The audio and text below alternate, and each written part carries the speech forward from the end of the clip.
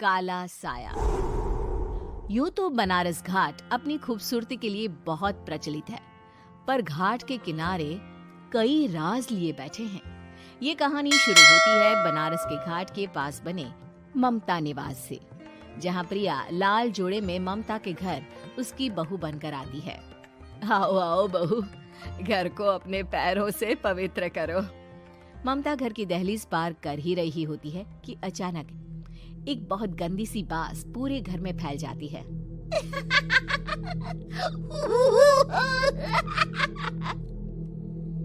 ये बदबू और ये आवाजें, ये कौन हंस रहा है माँ?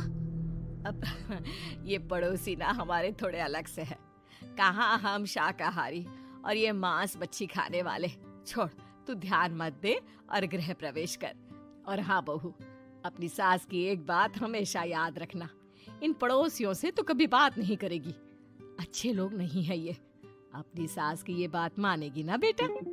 हाँ माँ, जो आपकी मर्जी, मैं उनसे बात नहीं करूंगी। अगले दिन प्रिया अपनी पहली रसोई बनाने रसोई घर में जाती है। ये छोटी बात तो नाक में जा रही है। एक काम करती हूँ, खिड़की खोल देती हूँ। प्रिया खिड़की खोलने जाती है। इतने जाले, लगता है इस खिड़की को कभी खोला ही नहीं गया। पर ऐसा क्यों? ओह, नॉन वेज की स्मेल आती होगी ना। 2 मिनट के लिए खोल लेती हूँ, फिर बंद कर दूंगी। प्रिया खिड़की खोलती है। खिड़की खोलते ही उसकी नजर सामने वाले घर की खिड़की पर पड़ती है, जहाँ एक लड़की खड़ी होती है।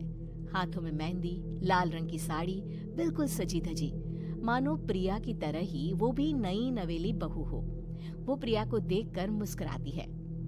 हे भगवान, माँ ने तो इनसे बात करने को मना किया था। प्रिया फौरन ही खिड़की बंद कर देती है और तवे पर चढ़े रोटी की ओर देखने लगती है, पर वहाँ रोटी न होकर मछली पड़ी होती है। ये क्या? पहली ही रसोई में इतनी बड़ी गलती! हे भगवान, अब मैं क्या करूं? प्रिया बहुत डर जाती है और फौरन रसोई की सफाई करने और फिर सभी के लिए खाना बनाने लग जाती है। जब वो सबको खाना परोसती है, सब तो ठीक है, मैं बेकार में चिंता कर रही थी। हे भगवान, ऐसे ही बस अपनी कृपा बनाए रखना। रात के वक्त जब सब सो रहे होते हैं, तब प्रिया को पायल की आवाज सुनाई देती है, जिससे उसकी आंख खुल जाती है। ये पायल की आवाज कहाँ से आ रही है? प्रिया उठकर उस आवाज के पीछे छत की सीढ़ियों तक जाती है। तभी उसे बच्चे के रोने की आवाज आती है। प्रिया छत पर जाती है तो क्या देखती है? वही लाल साड़ी वाली लड़की अपनी गोद में एक नवजात बच्चे को घुमा घुमा कर सुला रही है। तभी प्रिया की नजर उसके पेट पर पड़ती है। ओह गॉड, ये तो प्रेग्नेंट भी है। सुनिए, बच्चा सो नहीं रहा है क्या? मैं कुछ मदद करूं?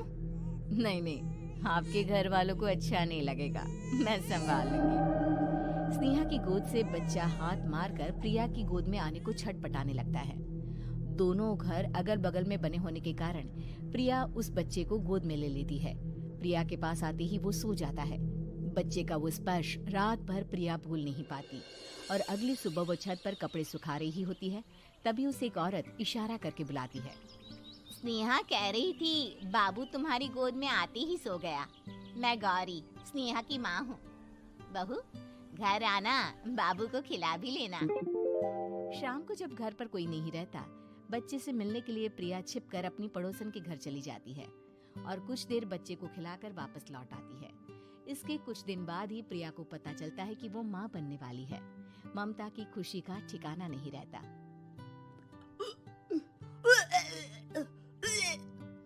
माँ जी, पता नहीं क्यों उल्टी आ रही है।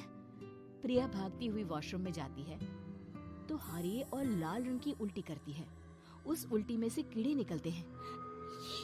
ये क्या? खून और ये कीड़े! माँ! माँ! प्रिया की आवाज सुनकर ममता दौड़ कर आती है, पर बेसिन में कुछ नहीं होता। प्रिया हक्की बक्की रह जाती है। ये सब क्या हो रहा है? प्रिया घबरा जाती है और अपने कमरे में जाकर सो जाती है। डर के कारण वो इतनी थक जाती है कि उसकी आंख लग जाती है। तब उसे ऐसा लगता है उसके पेट पर मानो कोई बैठा हुआ हो। कौन हो? प्रिया के पेट पर एक 5 महीने की बच्ची बैठी हुई थी, जो बुरी तरह जली हुई थी। माँ, तुम ही मुझे लाई ना अपने पेट में। मैं तुम्हारी माँ नहीं हूँ। कौन हो तुम?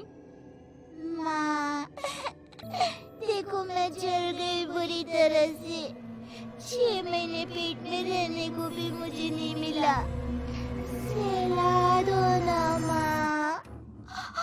बचाओ, बचाओ, माँ। ममता दौड़कर कमरे में आती है। प्रिया की बातें सुनकर वो सब समझ जाती है। तू कहीं बगल वाले घर में तो नहीं जाकर आई ना बहू? मुझे माफ कर दो, मैं गई थी माँ। उस घर में सब मरे हुए हैं बहू। कई साल पहले स्नेहा उस घर में बहू बनकर आई थी। कुछ ही दिन में वो एक बच्चे को जन्म देने वाली थी। पूरा घर बच्चे के आने की खुशी में खोया था कि एक दिन अचानक उस घर में आग लग गई। सब बुरी तरह जलकर मर गए। गौरी आज भी दादी बनने का इंतजार कर रही है और इसीलिए स्नेहा ने अपना अजन्मा बच्चा तुम्हारी कोख में डाल दिया। ममता ये कह रही होती है कि पीछे से उसके पैरों को एक बच्चा पकड़ लेता है। दादी, दादी। माँ, स्नेहा की गोद में यही बच्चा था। ये बच्चा कौन है फिर? तेरी मौत है। तेरी भी दादी। जिस चीज का ममता को डर था वही हो गया। ममता निवास के ऊपर मौत ने चादर बिछा दी थी। प्रिया का पेट ऐसे बढ़ जाता है मानो 9 महीने का हो। 2 हाथ उसके पेट से बाहर निकलते हैं। बहू, संतोष को फोन कर, किसी पंडित जी को बुला बहू। प्रिया का पति भागता हुआ घर आता है। ये तो होना ही था माँ। तेरा पाप तेरे सामने आ गया तो तू सह नहीं पा रही है। स्नेहा घर में आग लगी नहीं थी, माँ ने लगाई थी, प्रॉपर्टी की लालच में। और वो बच्चा मेरी पहली पत्नी का बच्चा है, मेरा बेटा, जो कि उस आग की चपेट का शिकार हो गया था। मैंने तुमसे ये सब माँ के कहने पर छुपाया था। मुझे माफ कर दो प्रिया। तुम अगर चाहो तो यहाँ से जा सकती हो।